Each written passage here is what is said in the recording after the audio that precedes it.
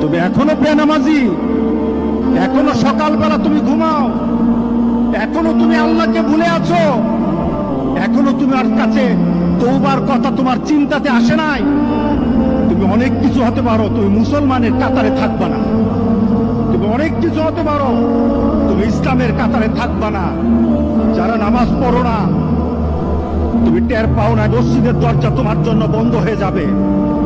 তুমি মনে রেখে দিও, মসজিদের সাথে তোমার সম্পর্ক তোমার হয় নাই, তুমি জান্নাতের দরজাও তুমি খুলতে পারবা না। নামাজের ব্যাপারে আমাদের কোনো সহজতা নাই, কোনো কম্প্রোমাইজ নাই, কারো সাথে আমার সম্পর্ক নাই।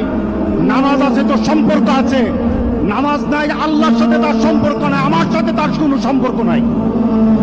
নামাজ যারা পড়ে না, ঘাড় ধরে ধরে তাদেরকে আনেন।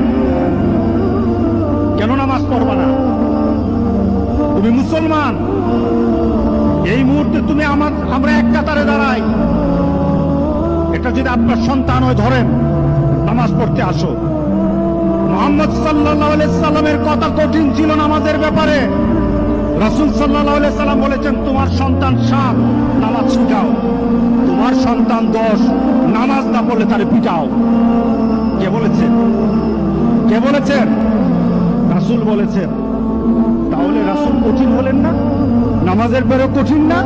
নামাজের ব্যাপারে আমরা কখনো সহজ হব না।